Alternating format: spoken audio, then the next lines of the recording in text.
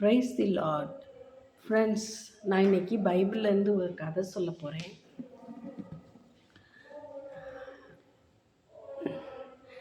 ஒரு நாள் ஜீசஸ் கிணத்தடியில் போய் உட்கார்ந்துருக்கிறார் மதிய வேளையில். அப்போது ஒரு சமேரிய பெண் அங்கே போய் கிணத்துலேருந்து தண்ணீரை இறைக்க வந்திருக்கா. அந்நேரம் ஜீசஸ் அந்த பெண்கிட்ட கேட்குறாரு, கொஞ்சம் தண்ணி குடேன் அப்படின்ட்டு. அந்த ஜீசஸ் சொல்கிறா, உடனே சமேரிய பெண் சொல்கிறா, எங்ககிட்டேருந்துலாம் நீங்கள் தண்ணி வாங்கி குடிப்பீங்களா அப்படின்னு கேட்குறா. உடனே, நீ எனக்கு கொடுக்குற தண்ணி என் கொஞ்ச நேரம்தான் தாகத்தை தீர்க்கும், அப்புறம் திருப்பி திருப்பி தாகம் வரும், திருப்பி திருப்பி தண்ணி குடிக்கணும். ஆனால் நான் உனக்கு கொடுக்குற தண்ணி living water.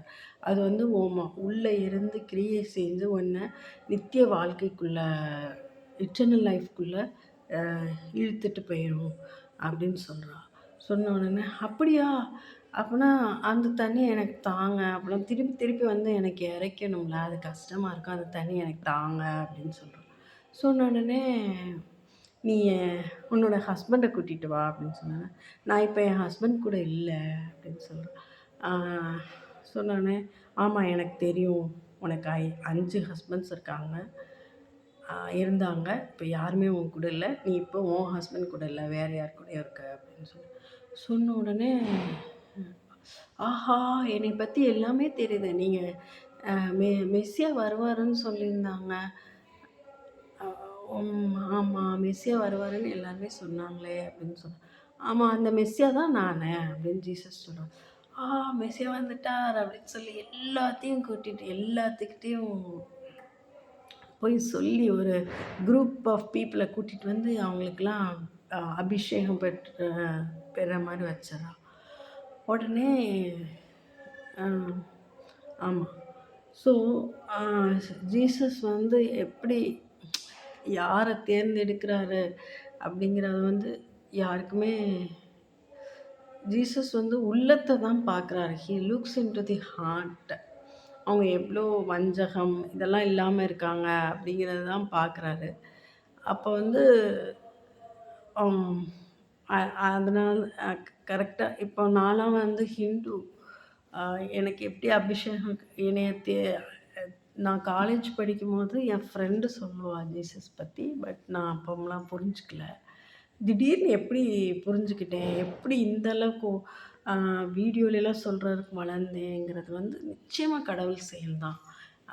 Thank you for that God. சாதாரணப்பட்டவங்களை கூட பெரிய இயந்திரமாக்கக்கூடிய தேவன் அவர்.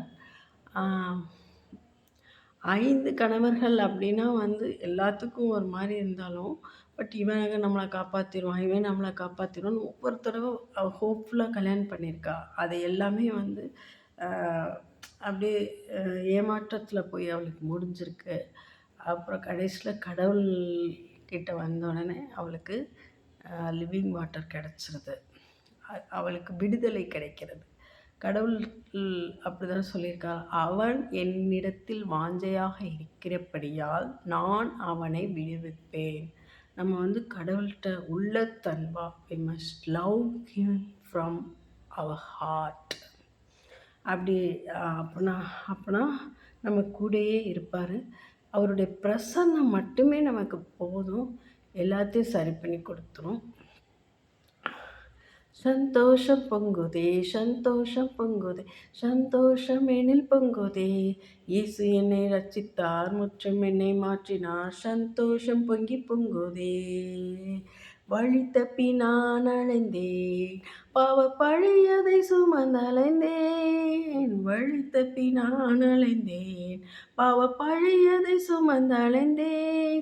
அவர் அன்பு குரலே அழைத்தது என்னை, அந்த நல்ல நாளில் எந்தன் பாவம் நீங்கிற்றே.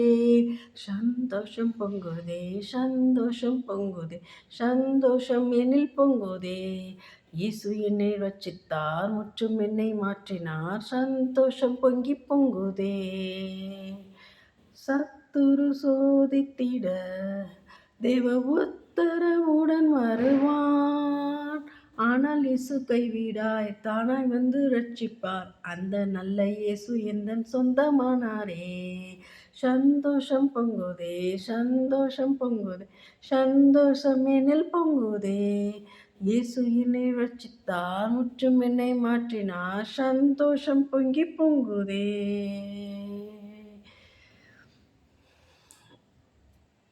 பாவத்தில் ஜீவிப்பவர் பாதாளத்தில் அழிந்திடுவார். நானும் பரலோகத்தில் நானும் பாடல் பாடிடுவேன். அந்த நல்ல என்னுள் வாழும் இயேசுவோடு நானும் வாழ்ந்திடுவேன். சந்தோஷம் பொங்குதே, சந்தோஷம் பொங்குதே, சந்தோஷம் எனில் பொங்குதே. இயேசு என்னை ரட்சித்தார், முற்றும் என்னை மாற்றினார், சந்தோஷம் பொங்கி பொங்குதே. நம்ம நம்ம எல்லாரும் கடவுள்கிட்ட வந்து அவரை வாஞ்சிக்கக்கூடிய உள்ளத்தை கேட்போம். அதுவே வந்து தட் இஸ் பவுண்ட்லெஸ்.